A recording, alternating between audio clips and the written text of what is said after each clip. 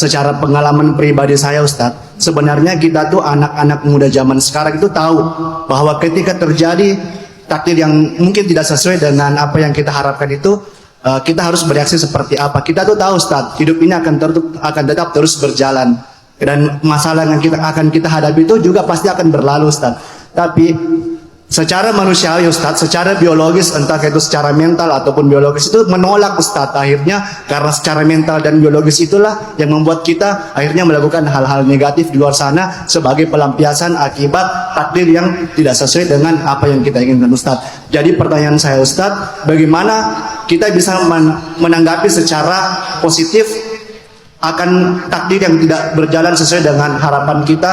Yang lebih utama itu reaksi utama atau reaksi pertama apa yang akan kita hadapi Ustadz, yang akan kita lakukan Ustadz. Izin, itu pertanyaan pertama Ustadz. Dan kedua, izin Ustadz, saya juga ingin bertanya kepada Ustadz, anak muda zaman sekarang ini Ustadz sudah melek dengan ilmu agama, dan bahkan mereka sudah mengarahkan kepada dirinya yaitu tentang berhijrah atau memperbaiki diri Ustadz.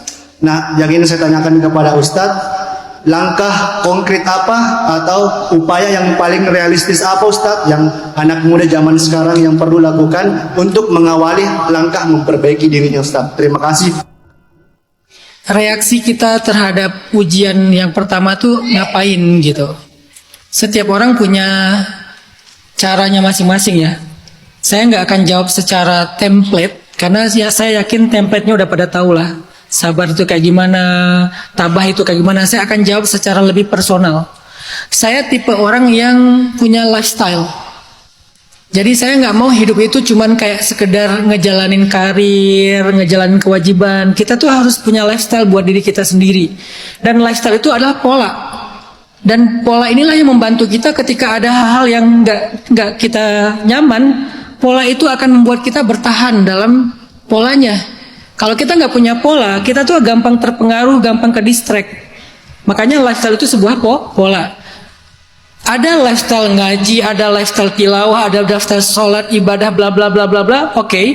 Dan semua orang sepakat dengan itu. Ada satu lagi yang jarang dinotis, lifestyle entertain.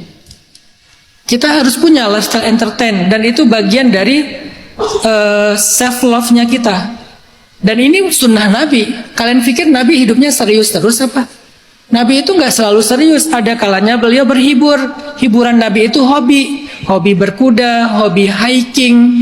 Bahkan Nabi punya me time, yang nanti di next event Makassar saya akan bahas itu. Gimana me time ala Rasulullah SAW gitu ya.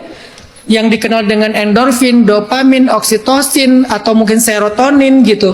Kita harus punya lifestyle 4 hormon penting ini. Serotonin, mood stabilizer. Oksitosin, love hormone. Dopamin, self reward. Apalagi endorfin, painkiller. Bisa nggak kita punya 4 hormon itu sebagai lifestyle kita? Misalnya kayak serotonin, lifestyle-nya apa? Mood stabilizer tuh. Pergi ke alam. Dan saya alhamdulillah karena tadi punya kawasan sekolah gratis yang sifatnya forest, gunung, itu adalah serotonin saya tuh. Kalau saya lagi kayak bete, stres, ada banyak masalah, saya pergi ke alam, sunbathing ke, forest bathing ke, saya peluk pohon ke, karena ada energi yang luar biasa. Saya baca buku tentang The Miracle Life of Plants. Salah satu keajaibannya adalah pohon itu mentransfer energi positif, bukan cuman memberikan oksigen. Sehingga peluk pohon, atau mungkin ada yang namanya equine therapy. Equine therapy itu adalah ngurus kuda. Dan ini bisa serotonin, bisa juga endorfin. Saya punya 8 kuda. Ada satu kuda favorit saya namanya Lala. Saya kalau lagi kayak capek banget, banyak beban hidup, lagi viral di sosmed. Kan viralnya tuh kayaknya agak rutin ya, 6 bulan sekali viral. 6 bulan sekali ada aja fitnah, ada aja rame, ada aja hujatan, segala macam. Udah, saya punya lifestyle, dan itu menjaga kesehatan mental saya. Dan itu nggak terpaksa melakukannya, karena lifestyle saya. Beda kalau kita nggak punya lifestyle, tiba-tiba disuggest sama teman kita, coba kamu begini, coba kamu begitu. Kita nggak enjoy, karena kita masih mencoba. Tapi kalau kita udah punya lifestyle favorit kita, itu bisa jadi pelarian kita, itu bisa jadi pulangnya kita. Ini satu ya, teknis banget ya, supaya mungkin lebih bisa diterapin. Kedua, saya selalu menjaga rumah saya. Apa rumah itu? Keluarga dan sahabat. Itu rumah bagi saya, tempat saya pulang. Apapun yang terjadi di luar sana, saya harus tahu kemana saya pulang. Kadang saya pulang ke keluarga, kadang saya pulang ke sahabat.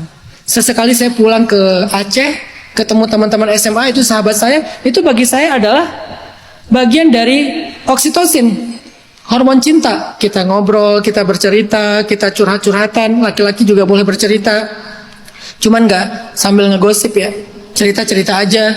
Artinya memang ada tempat pulang nih Bang Farhan. Pertama punya lifestyle, kedua punya tempat pulang. Nah, salah satu lifestyle saya juga adalah saya seneng nyetir. Saya punya mobil favorit saya yang saya jaga seperti saya jaga kuda, yang setiap hari harus clean, wangi, dan wanginya tuh nggak menyengat, bukan yang digantung yang populer itu, yang sakit kepala kalau kita masuk ke dalamnya. Dia wanginya soft dan dia organik, nggak boleh yang kimia. Kalau saya lagi stres, lagi ada masalah, saya izin ke istri saya ambil kunci mobil, saya masuk mobil, jalan ke tol setengah jam, sesekali Tokyo Drift. Nah. Misalnya ya. Kan nggak mungkin saya bilang sholawatan terlalu soleh lah. Itu mah biar amalan rahasia. Yang ditampilkan yang entertain aja. Itu bagian dari lifestyle. Ada keluarga tempat saya pulang. Salah satunya adalah anak saya yang paling kecil, Ertuğrul, yang rambutnya sama dengan saya, ternyata keriting. Saya pikir dulu dia rambutnya dari mana ya? Oh, sekarang baru saya tahu, dari sini ternyata. Hobinya apa? Hobinya reok Ponorogo. Umurnya 6 tahun, hobinya reok Ponorogo. Kalau saya pulang, dia udah berdiri di belakang pintu. Begitu saya buka pintu, dia langsung. Itu tempat pulang saya, dan saya langsung juga. Saya di rumah nggak kayak yang di video Alwi, itu terlalu soleh. Anak takut, nak jangan takut, sesungguhnya Allah. Enggak. Itu tuh terlalu soleh. Saya nggak sesoleh itu di rumah, biasa aja. Saya di rumah bukan uha. Saya di rumah babah. Saya nggak di rumah tuh, sesungguhnya Allah berfirman. Enggak, saya baba sebagaimana manusia biasa. Kadang guling-guling, kadang main kuda-kudaan. Kalau sama anak gadis saya deep talk, nangis bareng, curhat bareng. Alhamdulillah karena saking dekatnya saya sama anak gadis, mungkin jarang ya ada orang tua yang masuk ke second akun anak gadisnya, itu jarang sekali. Saya ada di second akun dan saya nggak pernah minta, dia yang minta. Bapak masuk ya ke second akun aku ya, circle terdalam dia yang nggak ada rahasia di situ.